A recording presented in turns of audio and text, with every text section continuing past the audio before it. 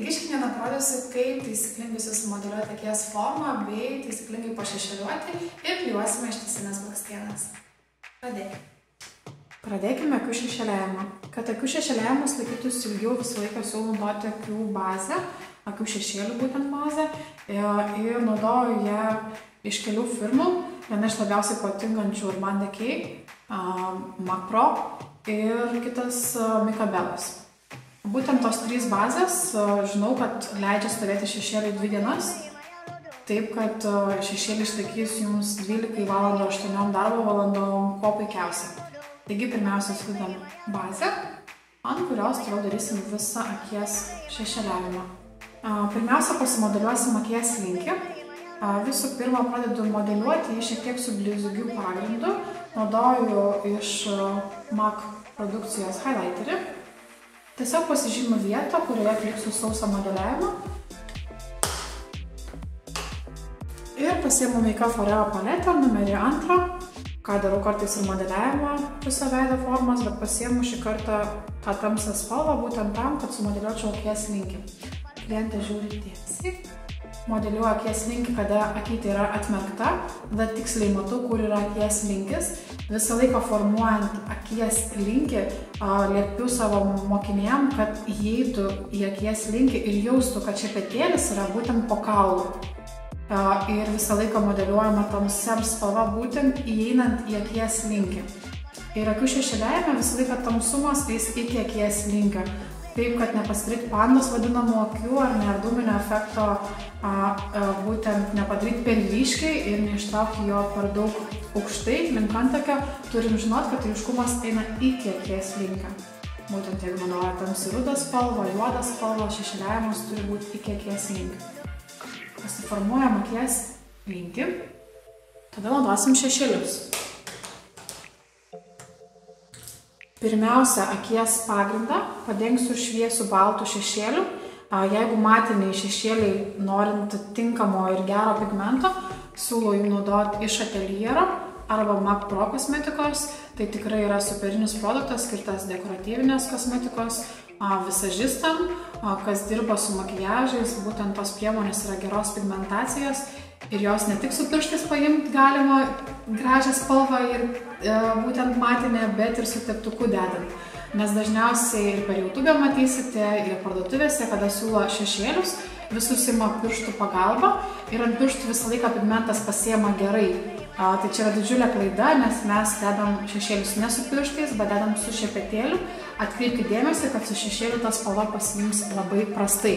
Taip, kad renkantis šešėlius ne su pirštu rinkitės, bet prašykit netgi parduotuvėse paduoti šepetėlį, kad pamėgintumėt imti priemonę su šepetėliu ir žiūrėti, kaip jinai dedasi. Toliau pasiimu šešėlį iš MAC. Jis yra šiek tiek blizgesnis, dramblio kaulo spalvos, šiek tiek nugesint baltumą. Aš jį prigesinu būtent su MAC šešėliais, tam, kad tas baltumas nebūtų toks aiškus. Ir atsirastų šiek tiek žvilgesio, satininio blizgesio, be stambesnių blizgučių.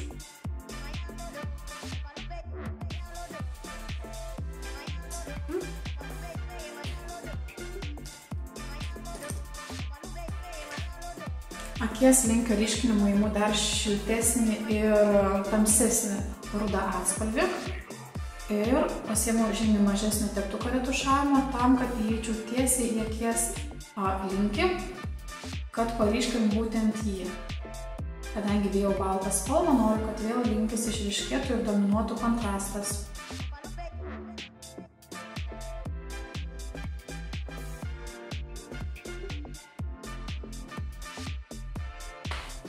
Šiek tiek ir akies kamputį paryškinu. Visą laiką žinokit, kad akių šešėliavimas turi baigtis ties akies kampeliu. Kitaip sakant, pasižymėkite liniją ir žinokite, kad link antakio uodegėlės visas akių makiažas turėtų rikiuotis, lygiuoti, ar ne, kad nebūtų per daug į apačią jisai ištemptas. Tai būtent galite pasižymėti akies apačią, patį kamputį ir jį pabrėžti 45 laipsnių kampu link antakio uodegėlės ir žinoti, iki kur jūs galite akį modeliuoti ir iki kur galite šešėlį tamsų ištraukti. Dabar galiu pasiimti blendinimo teptuką šiek tiek didesnį ir pasiimti sekančią spalvą šiek tiek šviesesnę. Rusvas spalvas šiek tiek turinčią persikumo, oranžinumo ir pamodeliuoti virš jos, kad būtų tiesiog perėjimas, kad būtų giluma ir antroji spalva jau duotų retušavimo link antakio, kad būtų gražus perėjimas, o po antakių be abejonės blyksnis, kurį jau padariau būtent formuojant antakius. Dėjau baltą šešėlį po antakių ir iš Make Up For Eva baltą stal pudrytę.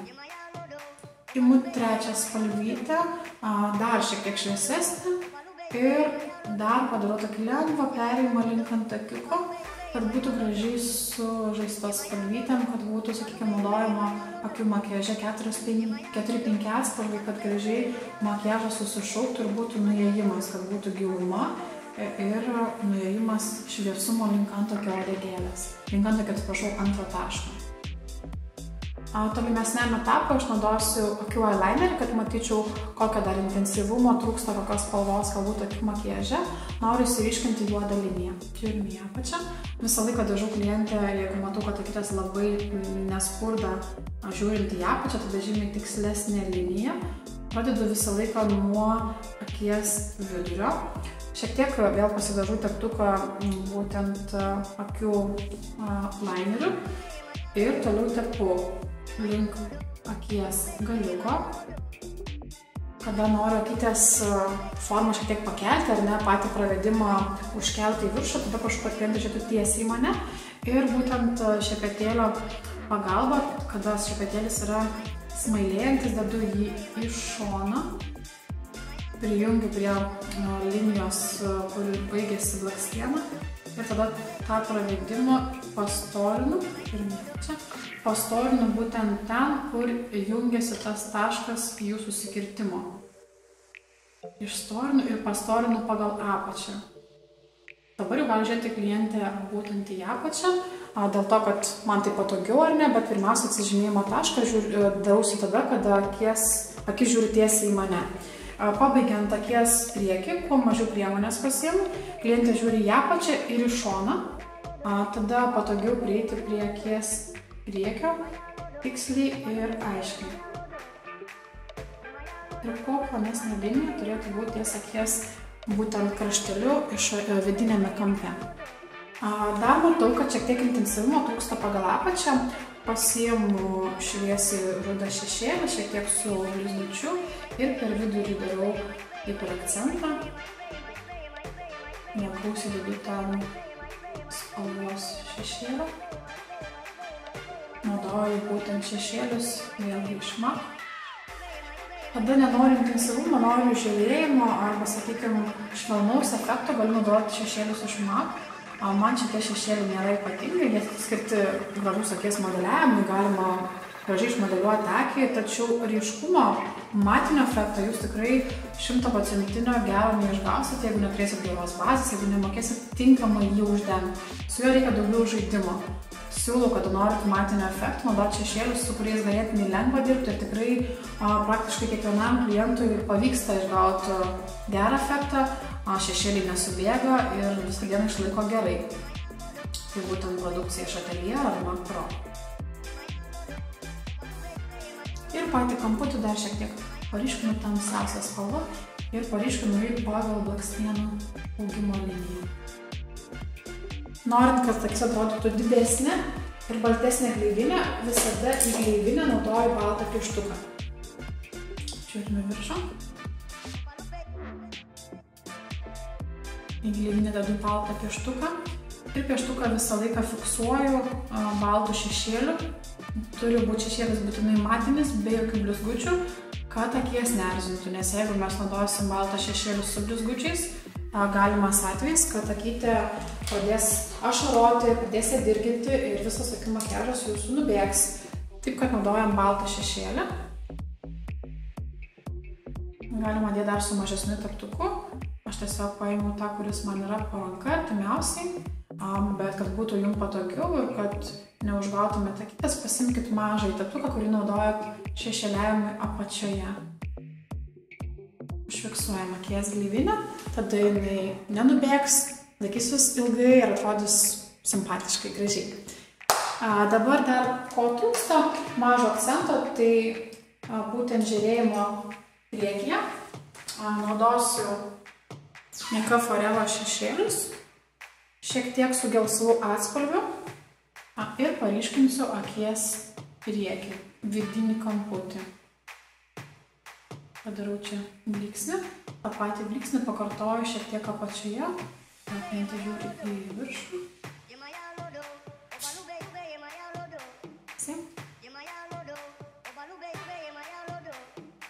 Ta akis įgauna tokio gilumo, išraiškingumo ir blyksnis priekyje visą laiką fotosesijos metu atrodo labai gražiai, išraiškingumas išraiškėja. Ta patį Star pudrytę galiu naudoti šiek tiek po antakių ties antrąją spalvą, todėl kad įgautų akių makiažas vienodumo, kad susišauktų visos spalvos tarpusavėje, tiek priekyje akcentas, tiek, sakykime, po antakių tam, kad spalvos gražiai susižaistų ir jos gražiai atrodytų makiaže. Dar šiek tiek paryškinu po ties apačią su tuo pačiu šešėliu iš Nika Forello. Reikia pasiryškinti pirmiausia blakstienas tušu, o po to klijuoti ištisinės. Tai pirmiausia, ką siūlau visą laiką dažant akis, pirmą pradėti nuo apačios, nes dažant apačią neįsinudžinam viršaus, kadangi pirmiau padažius viršų ir po to prašom, kad klientas pažiūrėtų į viršų, nes dažysit apatinės blakstienas, jūs išterliosit viršutinį voką, kurį jau esate pasišešėliavę, tai to išvengiant dažykite pirmiau apatinės blakstienas, tada klientas žiūri tiesiai arba į viršų. Į viršų be abejo patogiau. Kada klientas žiūrėtų tiesiai, man būtų labai nepatogu dažyti blakstienas, galbūt ir patogu, bet klientas bijotų mano tušo ir galbūt pradėtų ašaroti arba, sakykime, labiau mirksėti. Todėl visą laiką klientui sakau žiūrėti į apačią, kada dažau viršutinės blakstienas ir voko pati prisikeliu, tada visą laiką jaučiu, kada vokas drebės, kada, sakykime, norės pailsėjimo, tada visą laiką atsitraukiu ir leidžiu kitaip pamirksėti ir tada visą laiką padažysit gražiai, tolygiai nuo blakstienų šaknelės ir akis netaip bijos. Nes jis žiūri netiesiai, kada dirgintų akies ar ne, gleivinę galbūt, bet žiūri į apačią, tada klientės akiai žymiai patogiau ir mums patiems patogiau padažyti ir jaus, kada akytė drebės. Su tušu, gero tušo pačią mėgstamiausią neturiu, be galo daug tušų turiu savo krepšelėje ir naudoju jos, kurį pirmiau, sakykime, pagriebiu po ranka. Dabar šiuo momentu naudoju L'Oreal Volume, jisai naujausias, kada juodai yra juodas, ta spalva būtent išryškina man akies liniją, vis tiek efektą suteikiu su klijuojamom arba individualiom blakstienom plokštelės arba ištisiniam blakstienom.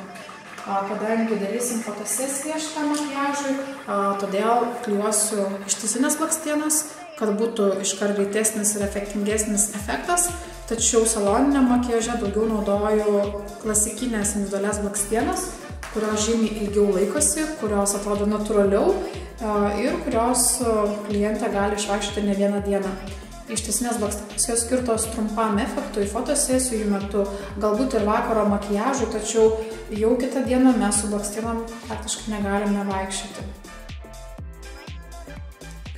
Dažau blakstienas ištisinės į klijus. Klijus naudoju visuomet duo. Esu naudojus ne vieną kitos firmos klijų, bet ne vieną nesirinkau gerą, kuris man patiktų, kuris taptų tikrai permatomas ir kuris laikytųsi ilgiau negu savaitę. Tikrai galima su plokštelės ant švarių blakstienų išvaikščioti savaitę laiko, taip kad duo klijai jums tikrai puikiai atlaikys, bent jau tą vakarą, tai tikrai. Žiūrim į apačią. Kada klientė žiūri į apačią, man tada patogus blakstienom prieiti. Naudoju arba pinsetą, arba pirštų pagalbą, kada nagučiai trumpesni, labai patogu su rankytė prieiti. Pirmiausia, pasiimu blakstieną, ją dedu prie akies linijos, klijuoju ją ant voko, visą laiką pasižymiu, kur maždaug akytė eis. Pirmiausia, priklijuoju vidurį, o po to priklijuoju, sakykime, priekį ir uodegėlę. Dėl to priežiuosi visą laiką eyelinerį prieš, dažniausiai eyelinerį dar ir kartoju ant blakstienos, tam, kad matyčiau tinkamai, kur klijuoti ir kad tikrai labai gražiai atrodytų. Blakstienos užsiklijau, visą laiką patikrinu, kaip blakstienos prilipusios, leidžiu klientį pamirksėti, atsimerkti. Matot, kokia iškart efektingumas koks. Blakstienos visą laiką priduoda įspūdžio efektą, pakėlimo efektą, labai tinka brandžiom moterim, kuokšteliais blakstienos ypatingai dėl to, kad pakelia akies linkį. Dabar jūs galite pažiūrėti, ar ne, kaip skirtingai atrodo akytė. Tiek su modeliavimu yra pakelta į viršų, tiek su blakstienom įgauna išraiškingumo ir pakėlimo. Taigi toks būtų akių makiažas ir mes tuo ir užbaigsim šiandienos pamoką.